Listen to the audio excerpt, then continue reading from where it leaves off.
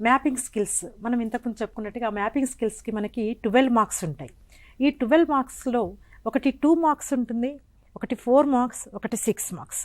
2 మార్క్స్కి వచ్చేసరికి మ్యాపింగ్ స్కిల్లో మనకి మేడం ఇందాక చెప్పారు మీకు, draw outline map of Telangana and locate any place like given place, like capital అని అడగొచ్చు, లేదా నైబరింగ్ స్టేట్ అని అడగొచ్చు, లేదా అందులోనే ఒక డిస్ట్రిక్ట్ గురించి కూడా అడగొచ్చు. సో అట్లా అయినా వస్తుంది 2 మార్క్స్కి.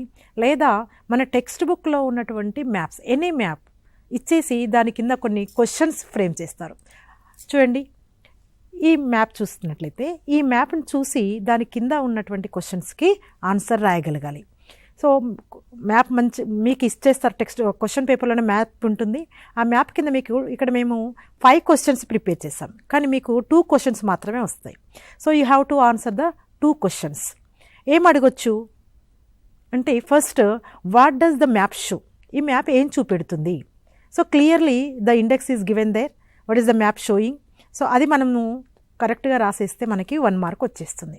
ఇంకా which states record the least temperature, కాబట్టి we have to observe the map carefully.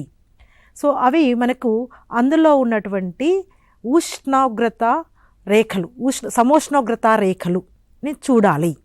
అంటే అందులో ఉన్నటువంటి టెంపరేచర్, ఈక్వల్ టెంపరేచర్స్ని కలుపుతూ ఉన్నటువంటి ఆ లైన్స్ ఎక్కడెక్కడ ఏ ఈక్వల్ టెంపరేచర్ ఏ స్టేట్లో ఉంది, దాన్ని కలుపుతూ ఉన్న రేఖల్ని మనము గమనించాలి.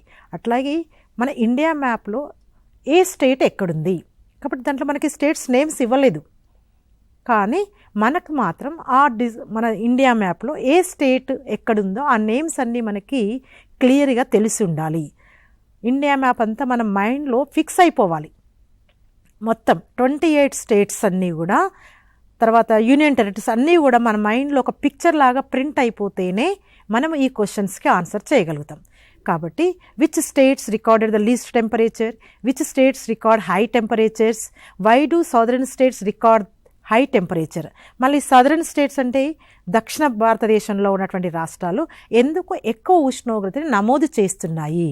So you have to find the reason, ఎందుకు ఉన్నాయి మరి ఇక్కడ, ఎందుకు హై టెంపరేచర్ ఉంది, మళ్ళీ నార్త్కి వచ్చేసరికి ఎందుకు తక్కువ టెంపరేచర్ ఉంటుంది, దానికి రీజన్ ఏంటి అనేది మీరు తెలుసుకోగలగాలి. కాబట్టి మ్యాపింగ్ కింద క్వశ్చన్స్ ఇచ్చారు అనగానే డైరెక్ట్గా 2 ఆన్సర్స్ మనకు మ్యాప్లో దొరకవు.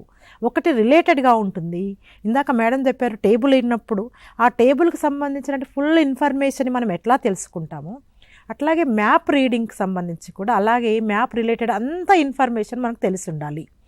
మనకి ఈ రిలేటెడ్గా ఉన్నటువంటి ఇన్ఫర్మేషన్ తెలిస్తేనే దానికి రిలేటెడ్గా ఉన్న క్వశ్చన్స్కి ఆన్సర్ చేయగలుగుతాము. కాబట్టి మనకి కొన్ని మాత్రమే ఉన్నాయి ఇటువంటి మ్యాప్స్.